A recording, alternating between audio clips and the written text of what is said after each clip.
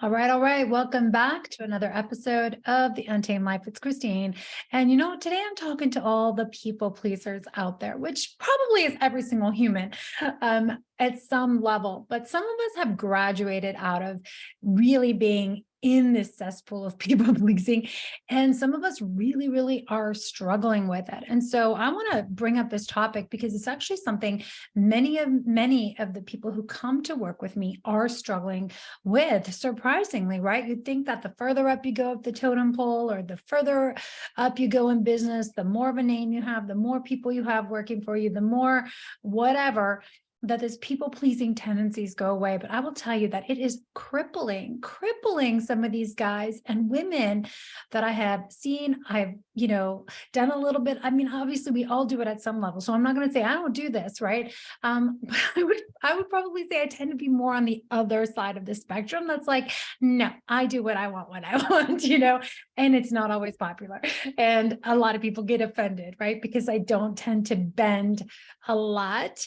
And that's something I get to work on, is the opposite end of that, right? But today I really want to talk to those of you who are really struggling with these people-pleasing tendencies, whether it's your team that is running all over you, right? Like your team is running you instead of you running your team. Your kids are running you, your teenage children, your university children, your adult children, maybe, right? Maybe it's your spouse. I see this a lot in marriages where, guys and women, but especially the men. I don't know, again, maybe I'm generalizing, maybe it's because that's who I'm coaching more of or whatever. But, I'm seeing a lot of this people-pleasing behavior. So I just want to call it out. And I also want to invite us to look at it a little bit differently, to give you a new perspective shift of how to look at this. Okay. So when we're talking about like this people pleasing, what's it really about anyways? Like, right, we already know it's conflict avoidance, or it's the idea that we're going to have a confrontation or some kind of conflict and we are running from it. We are hiding from it. We are avoiding from it. We don't want to deal with it. We don't want to deal with the person. We don't want to deal with the fallout, the repercussions, the wrath, whatever's going to come down the pipeline. Maybe you're afraid someone's going to leave, right? Literally, like an employee's going to leave the company or leave a position and you need them, right? Your lover is going to leave and you need them, or they're going to be upset with you. And so you're going to feel that disconnection. So first and foremost, I think it's so important for us to get radically honest with ourselves about what exactly are we terrified of?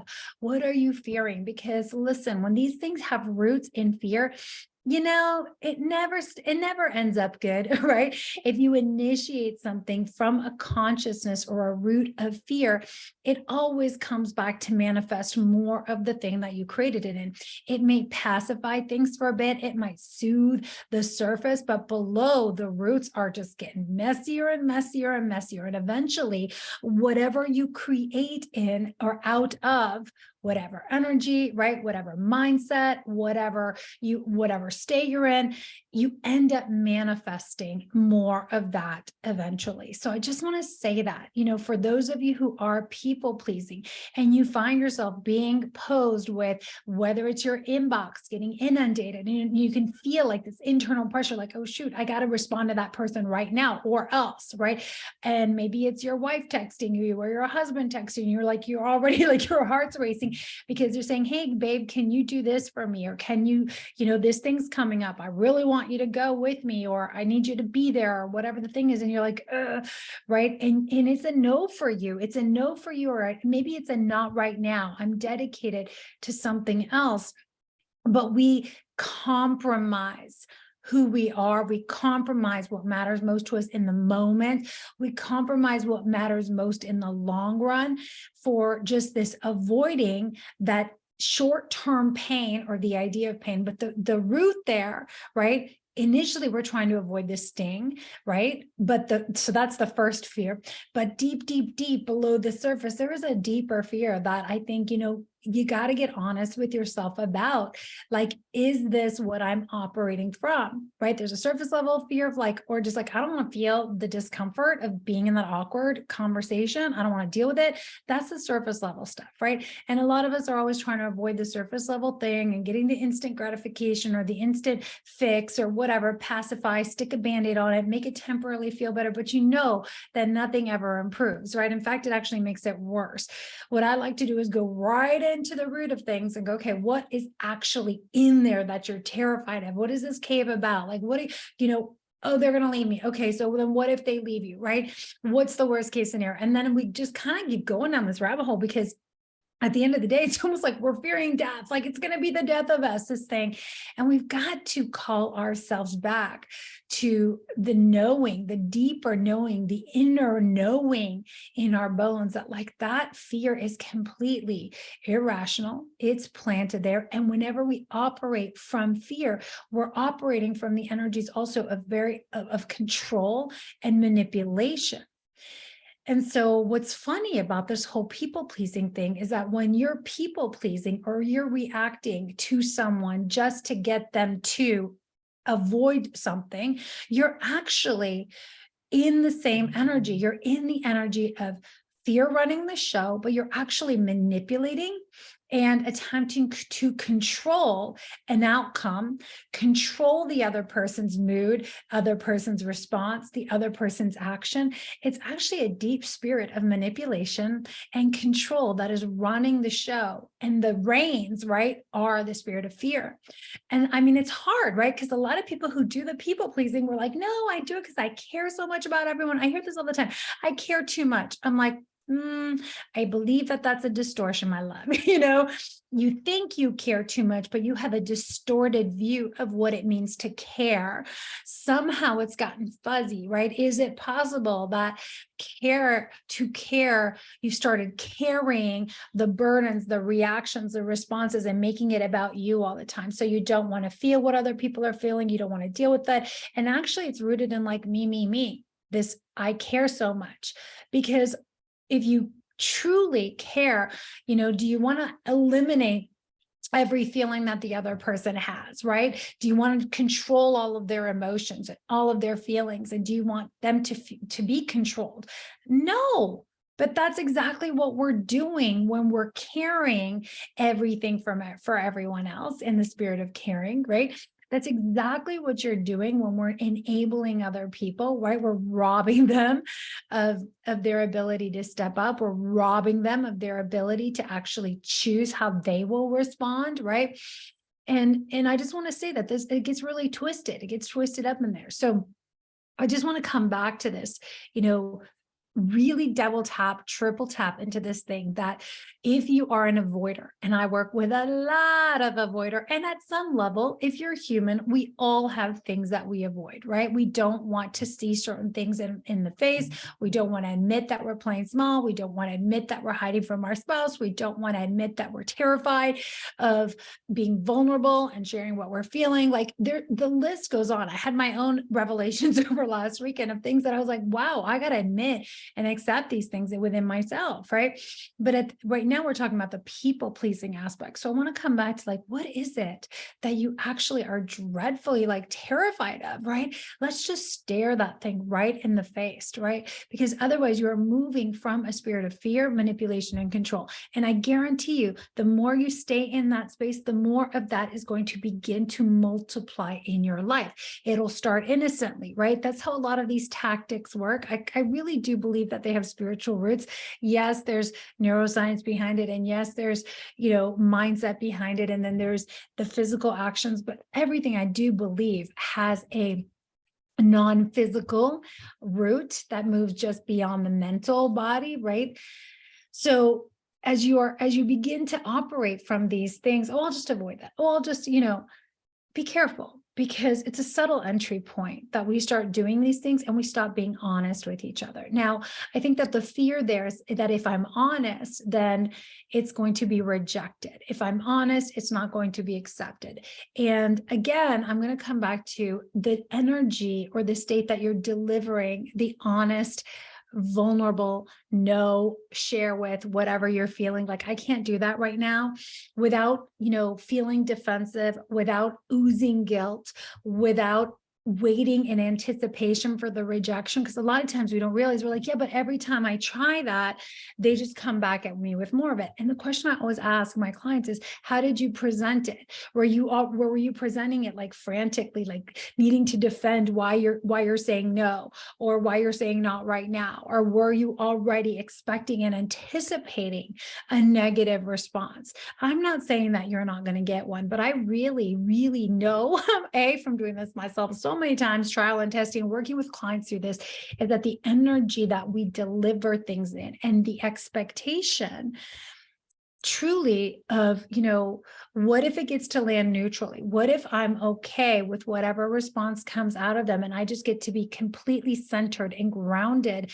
in my no, in my yes, in my opinion or my share or my need or whatever it is, without exiting my body. Okay. So the first thing I talked about was, what are you actually terrified of? Let's really get raw and real with ourselves, because if we let fear run the show, we're running from an energy of manipulation and control, right? The spirit of manipulation and control. And we're doing it because we're afraid of being controlled and manipulated, but we end up doing it and we create more of it in the atmosphere. So something that starts as a very, very tiny, subtle seed that we don't even realize, pretty soon it's all up in the atmosphere, right? The other person knows you're a people pleaser, so now they demand more, or they have, more expectations of you. You're growing resentful, right? There's boundaries being dropped everywhere, like all kinds of stuff. We're creating an atmosphere. You guys, the people pleasing creates an atmosphere of complete and total disrespect. Okay, I'm going to say that again. The people pleasing creates an atmosphere in yourself and those around you of complete and total disrespect, disregard for you, disregard for the other, disrespect for yourself, disrespect for the other. And I want to, really lean into this concept too, that is radically, like, so disrespectful to be a people pleaser, because what are you saying about the other people in your life? Again, I hear a lot of people like, oh, I just don't want to make them upset. Oh, I just don't. Okay, so what you're saying is these people are so emotionally immature that they cannot handle their own emotions. They can't deal with emotions. I don't believe in them. I don't trust them. I'm afraid of them. They don't know how to handle themselves. They don't know how to do it. You're really not giving anyone else a whole lot of credit, And again, it's trained behavior, right? I've done it. I've been on the receiving end of it. But are we okay? Like, really, if you think about the people that you respect the most in your life, make a list real quick, right? You can pause this podcast, but make a list. I want you to think about the top 5 people in your life that you have deep respect for, whether you know them personally or you don't, right? Who are those people that, like, right away, as I'm speaking, you already know they're coming up to the surface. You can think of them right away. And I want to ask you, how much of a people pleaser are those people? How much do they water down their message, right? Like deep, deep respect that you have for them. I've done this exercise over and over again. Every time I have something that I'm curious about growing into more, I start thinking about, who are the people I know that really embody that? And the people that I respect the most are those who respect themselves and respect others enough to allow them to feel what they feel, to contribute, their own opinions without taking things personally, to receive feedback without going, off the grid for a couple of days because they can't handle feedback or whatever, right? It's like being able to speak. I love and appreciate people who speak radical truth. That's why I'm going to have more and more of these men and women on my show. I'm just like so love to be around men and women who actually like know what they stand for, right? That they know what they stand for. They know what they're here to do. They are clear about protecting their time, their energy, so that they can channel and funnel it towards more of the right things that matter most, instead of being distracted, spread all over the place, right? I respect that. I do not respect I lose respect quickly for people who are jumping around like beans, Mexican jumping beans, every time somebody pings and pangs and a notification goes off on their phone. I'm like, I've been on those calls, on the Zoom calls or in a boardroom where people's phones are just going off left, right, and center. People are looking at their phones and they're looking at, their computers, and they're looking at a million other things, and they are a million other places, but they're not fully present, fully there, or they're trying to say yes to everyone, and they're so dispersed, so watered down that they cannot fully be present and available and all in for what they're doing right now. So, this people pleasing thing, it's got to go, because it is highly disrespectful, not only to yourself, but to the other person, because you're literally telling them, I just don't think you can handle yourself. I just don't think that you have the skill set, the maturity, the capacity to be able to handle a no or a yes or an opinion. So I'm just going to dance around like a puppet on a string, but you guys are playing this puppeteer game together. That's not union. That's not harmony. That's not co-creation. That's not collaboration. That's fear. That's control. That's manipulation. And that's disrespect. So I'm just going to call it out for what it is.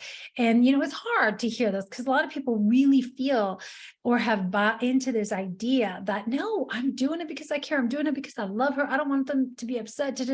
It's like, look, you are not teaching anyone how to rise. You're not teaching them that you believe in them. You're not teaching them that you're there and you're listening and you hear and you respect them enough to give them 100% of your attention later, but you can't be a million things to a million people right now. Right. I was at a conference last week, and one of the women in the audience, I was at a women's wealth conference. One of the women raised her hand and was asking about mom guilt to the panel. Like, how do you these ladies all have like multi-million dollar businesses, families, husbands, all the things. And one of the women in the audience was like, how do you handle the guilt? Right. And I guess yes, we all have it at some level. And I guess I'm going to say, yes, I experience it sometimes. I would probably say I'm probably on the other end of the spectrum. That I don't entertain it very long.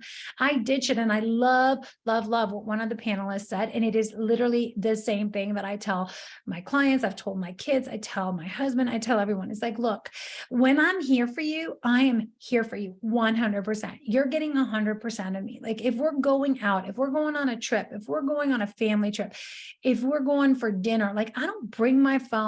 I truly don't, I am all in wherever I am. And there are times obviously where I get distracted, but this is something I've really I really feel like this is something I have worked on, because it is one of my biggest triggers when someone else is there but distracted. Quality time is, maybe because quality time is my love language, right? So when someone's with me and then they're on their phone, or someone's with me or they're doing something else, I'm like, you know what, let's just cancel. I just have zero desire to hang out in a room while you look at a phone. I might as well sit here and stare at a wall. To me, there's no greater insult than spending time with someone who's not available or all in. And that's kind of how I look at it in my business or in my client meetings or in my work. If I'm working on something, I will say, yes, I get distracted, but it has been a challenge and a skill set to develop, to be all in unapologetically on whatever you're at.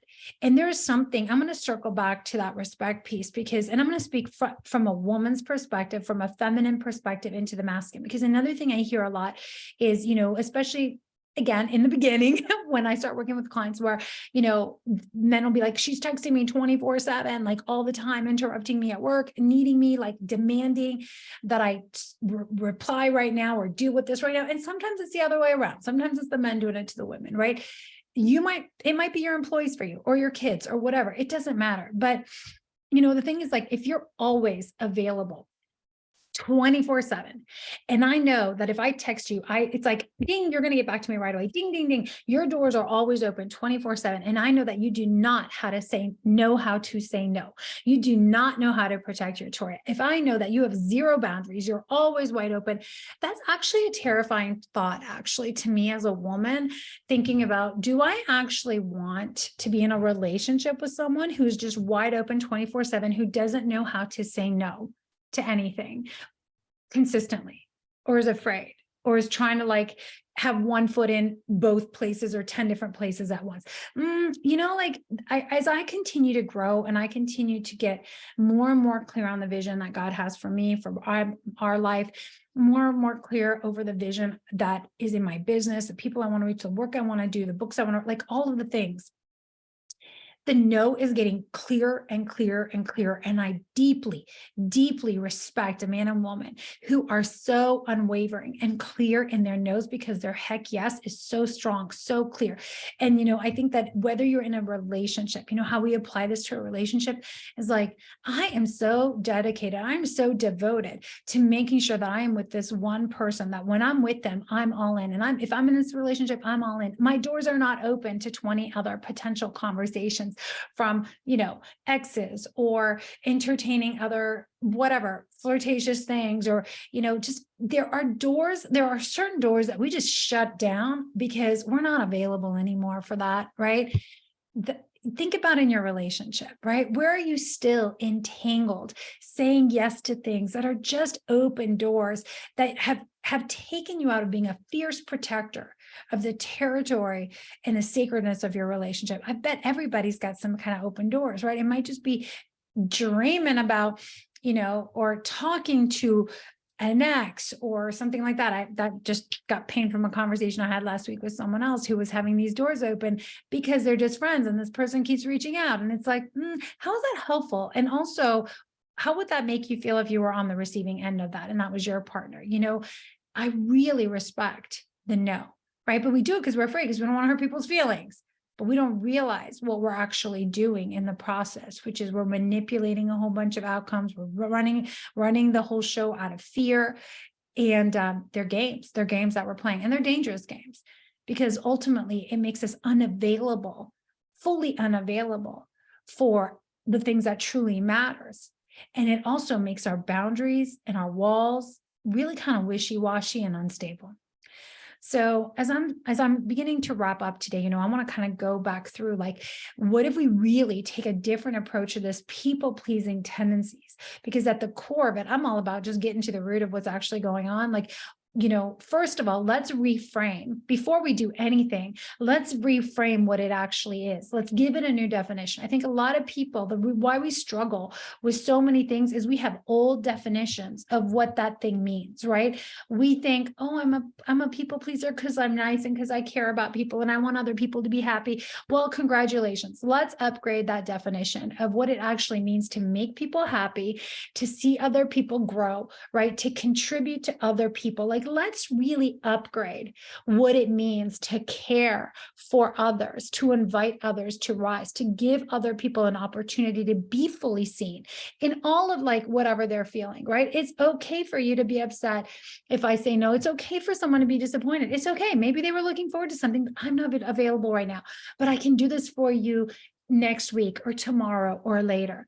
If that person's disappointed, what if that gets to be okay? Like, sometimes I'm really looking forward to things and it doesn't work out, and it's okay.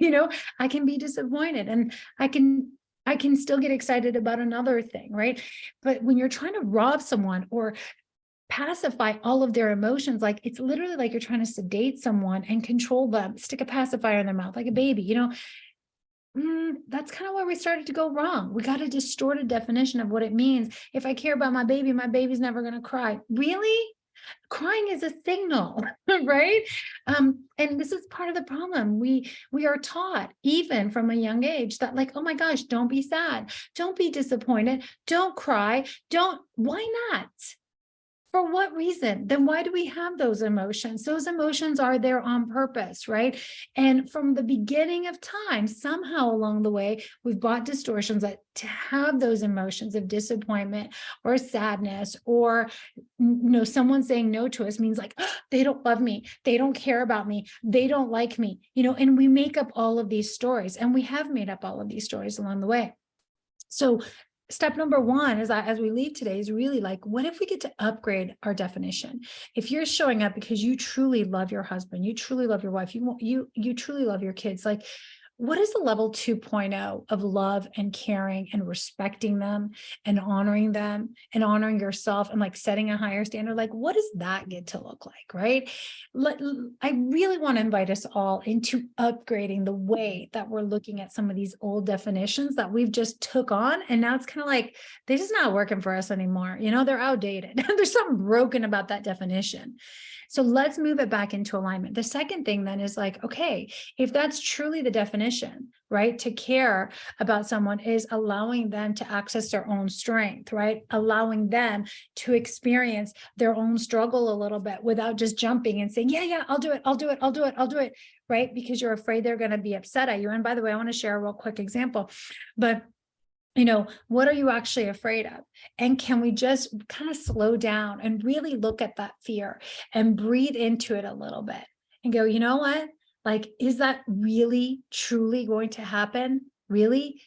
Is this the dynamic of our relationship? Like, what does the love have to say about that? What is the loving way to move forward? The true loving way to move forward, right? What is the loving conversation here, or the respectful conversation? What is the needed conversation, right? And when we do this, guys, we start to raise the bar for everybody across the board, right?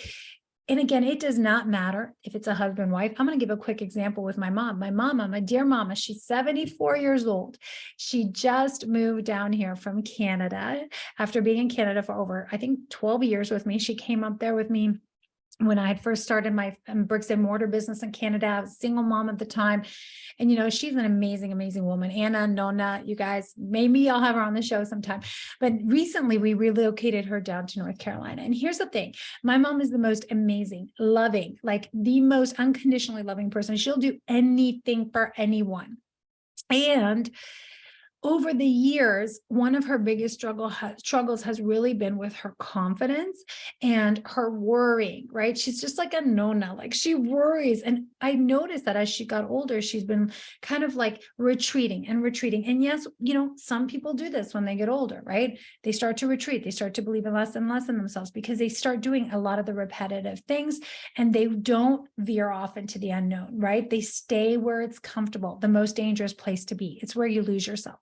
So anyway, she moved down here and I'm working, Mark's working, we're running around. Our house is like 20 minutes from town. And, while I started driving her places, I realized that she would not exit the house without me getting in the car with her, even to drive around the neighborhood. And she wanted to go to town a few times. And I could tell she was sort of panicking, like, I need you to go with me, and all this stuff. And it's very easy at that point to be like, oh gosh, I feel bad. Okay, fine, I'll drive her or whatever. But here's what I noticed. I was like, if I do this, how is this actually helping her stretch herself, get out of her comfort zone? Like, and again, it requires discernment, right? It definitely requires discernment. There's times where it's like, yeah, let's go, right? But whenever I feel like I'm moving from a place of obligation, of like, no, I have something else to do right now. Actually, I have another docket of things to do today, but I'm starting to go, okay, fine. And I'm compromising and I'm moving out of obligation because I feel bad, or I'm afraid I'm going to feel guilty, or I don't want that person to be upset. Like, that's it. That's the trigger for me, right? So last week, I think it was I just said, Mom, I'm not available. I have things on my list. Like, here's how you get there, right? And I just let it go. And I knew she was upset with me. I knew she was a little upset with me. But here's the thing, she ended up going in the car, frustrated, pissed off at me probably, and drove to town. And I'm telling you guys, when she came back, she was so excited. She did not walk in the door pissed off. She walked in like, woohoo, I did it. I drove to town. I know the way. I know where I'm going. Look, I found the way. She learned how to use the GPS. Thanks to Mark. He helped her out with figuring out the GPS. But here's the thing. You know what? She's been to town almost every single day since then on her own. And she has not asked me to go with her one time. Before, she wouldn't even move around the neighborhood without me going with her, right? So I was starting to feel caged and a little bit trapped of like, ooh, I can't just, be attached to her, she's going to need to go off on her own. And this is the tension that I'm talking about, right? It's like, when do you move and when do you not? It requires discernment, right? Of course, I'm going to drive into town, and of course, I'm going to go for walks with her, and of course, we're going to do things together, but not if I'm moving from a place of obligation or I'm compromising. It's like, I really do believe that there's space for more. There's more than enough space for us to do what we need to do, and also to have room for us as mother-daughter, husband and wife, right? There's more than enough space if we're able to have these conversations, right? And we're able to just go through this solution solving, asking better questions together, getting out of the way, stepping back a little bit, allowing other people to have their experience, while also offering another solution that works for both of us. So I wanted to throw that out there for you guys. I want to share a little bit of a story around that, and just kind of see what's landing for you today. So as we wrap, just check in with yourself. How much people pleasing is going on in your life? You know how if you're feeling resentful, you're doing a lot of things out of obligation, and you feel like you're being controlled or manipulated, or the people in your life are never happy with you. I would check in with that, because you're chasing significance, you're chasing approval, you're trying to avoid conflict and confrontation, and it's probably creating more of it, more drama, more chaos in your life. You guys, I cannot tell you, I'm telling you guys listening, this happens so much in executive teams, in offices, where leaders don't know how to lead, right?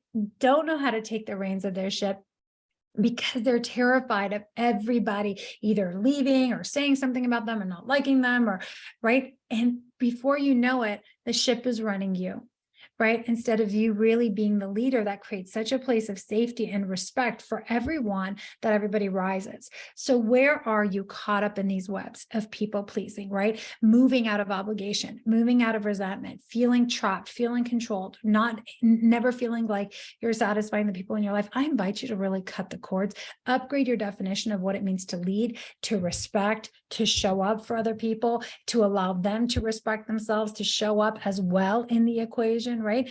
Like, really, let's upgrade that. And let's just move out of this energy of fear, control, and manipulation, from a place of truly loving, accepting people in all of the range of where they are, and being all in on whatever we are, right? Whatever it is that we're doing, it's like, I'm going to be all in on that. I want to wrap with one final quick story, and then I'm gonna let you guys go. But another big one here is like, I love to travel. I love the mountains. And right now, at the time of this recording, it's November 15th. And whenever November rolls around, I'm like, whoa, it is ski season. Like, I love to ski. And right away, I'm like, babe, when are we going skiing? When are we going skiing? I want to go skiing. Like, I want to go skiing. And I could feel that sometimes Mark is like, oh shoot, I have so many other things. She wants to go skiing. And I could see him starting to contract. And sometimes I get a little bit impatient, because I'm a quick start. I'm like, the minute it comes to my mind, I've already booked the flights and booked the things. And sometimes we have gotten caught in those loops, even more recently, of like, he doesn't want to disappoint me. He doesn't want to let me down. So he's just like trying to do everything for everyone and make everything happen. And I really appreciate that about him. I mean, it's amazing that he really does want to deliver. He really does want to come through. He really does want to provide and make his people happy, which is a beautiful, beautiful, amazing quality, guys. And at the same time, what I can say back as a woman is like, if we can't do it, or he can't join me, because I'm still going. If he can't join me, did you hear that? I'm still going. If he can't join me in November, then, like, when can we do it? When can you be all in for me? It's okay if you can't do it now, right now, this month. I would love it. Am I disappointed that he's not going to come? A little bit. Will I still go? Yes, I'm still going to go. I'm going to invite someone else to come with me, right? It would be amazing if he could come. But here's the thing. If he says, babe, I can't do it right now, but here's what I'm going to do. I'm going to block off this week in January or February, March, and I'm going to make it a priority, and I'm going to get out there, and we're going to have the most epic time. And like, then I know that there's more than enough room for me, for the skiing, for this big event that he's running, and the events that I'm doing, and the book that I'm writing. Like, there's more than enough time and space, right? So, this is stuff that's going on in my life every week too, right? I'm navigating this stuff as I'm sharing it. But I just wanted to share this with you guys, for some of you that are struggling with this, that A, you're not alone. B, there's always a conscious and strategic upgrade to every situation. So as I leave you today, what is the conscious upgrade? the redefining of things. And what is the strategic upgrade? How will you engage differently moving forward so that you are no longer classified as a people pleaser, but a lifter up of people? I think that's all. I will end it there. No longer a people pleaser, but a lifter up of people. Until next time, here's to loving fiercely and leading courageously in the untamed life. You guys, if you love this show, if this resonated with you, hit forward right now, pass this episode on to a friend, a colleague, a relative, anyone that you know that needs to hear this message. As always, I'm honored to have you guys, a little bit of your ear, right? I'd love to hear from you guys. You could follow me on Instagram at the Christine Jewel. Send me a message. Let me know what you're loving about this show. And as always, if you want to go deeper in this work, there will be a men's and women's initiation journey from head to heart, awakening the king, the queen inside, the leader and lover within that really gets into full alignment. You guys check that out. The link is in the show notes for coaching and mentorship. Until next time. Thank you for being here. I appreciate you guys so much. Bye for now.